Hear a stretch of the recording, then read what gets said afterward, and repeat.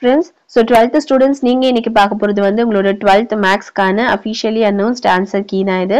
so என்னென்ன வந்து 1 marks 2 marks and 3 marks and 5 marksக்கு வந்து எப்படி marks allot பண்ணிருக்காங்க அப்படின்னு கண்டிப்பா பாருங்க.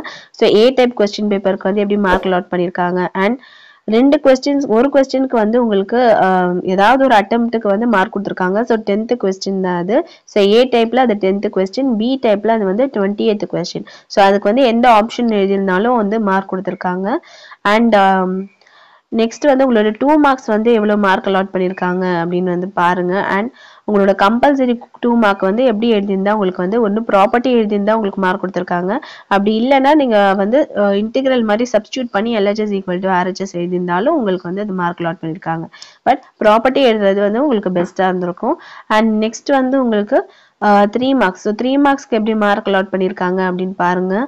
ஸோ ஒன்னொரு கொஸ்டினுக்கும் வந்து ஒரு ஸ்டெப் மார்க் வந்து வச்சிருக்காங்க. இந்த ஸ்டெப் நீங்க ஃபாலோ பண்ணியிருந்தீங்கன்னா அதுக்கேற்ற மாதிரி உங்களுக்கு வந்து மார்க் வந்து அலாட் பண்றாங்க. அண்ட் 5 மார்க்ஸும் அதே மாதிரி தான். ஒரு ஸ்டெப்புக்கு வந்து உங்களுக்கு கிராமர்ஸ் ரூல்ல டெல்டாவோட வேல்யூ ஃபைண்ட் அவுட் பண்றதுக்கு ஒரு mark, delta of 1, delta 2, delta 3 எல்லாத்துக்கும் ஒரு mark, and X1, X2, X3 ஓட வேல்யூ ஃபைண்ட் அவுட் பண்றதுக்கு ஒரு மார்க். ஸோ இப்படிதான் வந்து மார்க் வந்து ஸ்பிளிட் பண்ணி கொடுக்குறாங்க. ஏதாவது ஒரு ஸ்டெப் வந்து நீங்க மார்க் கம்மி பண்ணியிருந்தீங்கன்னா உங்களுக்கு ஸ்டெப் மார்க் வந்து அது கிடைக்கும். ஸோ ஆன்சர் வந்து நீங்க கரெக்டா எழுதிட்டீங்கன்னா உங்களுக்கு வந்து ஃபுல்லாவே 5 மார்க் கொடுத்துருவாங்க. பட் ஏதாவது ஒரு இடத்துல நீங்க மிஸ்டேக் பண்ணிருக்கீங்க அப்படின்னா இந்த ஸ்டெப்ஸ் இருந்துச்சுன்னா இவ்வளவு ஸ்டெப் கவர் பண்ணியிருந்தீங்கன்னா அதுக்கேற்ற மாதிரி உங்களுக்கு வந்து மார்க்ஸ் வந்து கொடுப்பாங்க.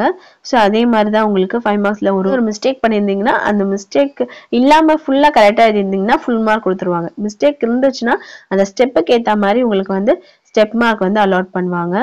அண்ட் நெக்ஸ்ட் வந்து உங்களோட கம்பல்சரி ஸோ 48, 46, 47 ஸோ இது எல்லாமே டயக்ராம், ஒரு ரஃப் டயக்ராம் ஒன்று வரைஞ்சிட்டு volume of cylinder equal to volume of the cone, so அந்த மாதிரி நீங்கள் வந்து கம்பைன் பண்ணி போடணும். அண்ட் ட்ரூத் டேபிளுக்கு வந்து எப்படி மார்க் அலாட் பண்ணியிருக்காங்க அப்படின்னு பாருங்க.